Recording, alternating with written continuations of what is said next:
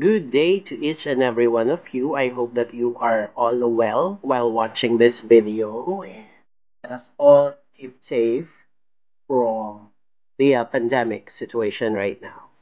So, for our last chapter in this module, New Market Development, Chapter 7 is all about digital marketing. So, usually it comes to our mind when we talk about digital marketing, it's all about social media, but we did not see the so we call Google Ads. You can actually find Google Ads when you go to Google and try to type. For example, you will type in uh milk in the Philippines, then there will be brands that will appear, and the first two or three in the list is like Google Ads.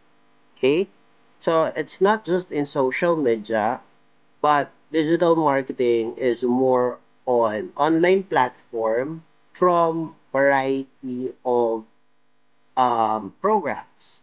Like for example, we have the infamous Shopee and Lazada. So to further know more about digital marketing, let's first go with the article analysis. So the article analysis is entitled for FMCG firms, or FMCG is known as fast moving consumer goods. It's time to up their digital marketing game. Now, just to give you a brief idea regarding the FMCG, these are brands like Nestle and Unilever.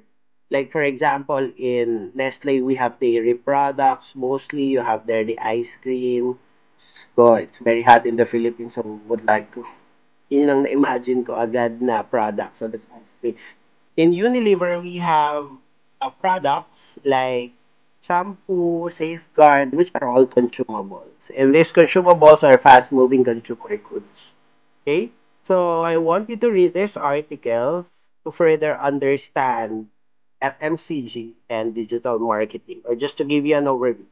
Now, answering three questions. First, aside from FMCG, what products need a digital marketing strategy? Do you think that this time and age, agricultural products needs to have digital marketing strategy, wherein we could actually see that the farmers, if they're practically used to buying in traditional marketing or physical stores, do you think they can enhance digital marketing strategy? So that's just one type of product in which I think that digital marketing yet is not applicable. So I'm not saying that it will not be applicable for all time. I'm saying yet, since most of our farmers are used to buying from physical stores. Okay, so next, why do you think consumers prefer to purchase FMCG products in physical stores? Then, during a pandemic, should all companies improve their digital marketing strategies? Explain why. So, this would be a start up for you to have an understanding for the digital marketing. So, our learning outcome is to facilitate the awareness of digital marketing and the use of social media, as well as its advantages and inhibitors. Learning objectives at the end of this chapter, you should be able to define the digital marketing, understand the impact of digital marketing on modern entrepreneurship, differentiate traditional and digital marketing, and also apply the formulation of business structure. So there is a significant development in human interaction, which is the spread of social media. So right now talagang pag meron lang nag-trending na topic, everyone would know that, everyone would see that. Like, for example, the birthday of Angel Locsin, no? So, for more relevant example, we could go for Jollibee series video or McDo series video in which they are reenacting the culture of Filipino in terms of celebration, or celebrating rather, um, occasions. Like for example, Valentine's Day, you have there the video regarding Valentine's Day of Jollibee or McDonald's, which you can just see in social media and not on televisions.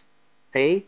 So The exponential growth of web-based networks that promote social behavior on the internet has fundamentally changed the essence of human activity, the atmosphere, and the interaction.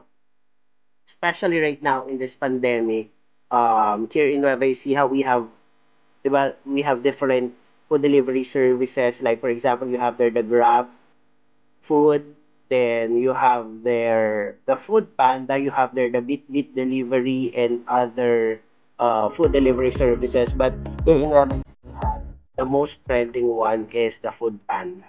So right now, the interaction with human activity is being changed, brought upon by the pandemic, and also the what shall we call web-based networks. It's not just that web-based networks, no. It could also go for the application non sa smartphones nyo or Androids or um, iOS. Okay?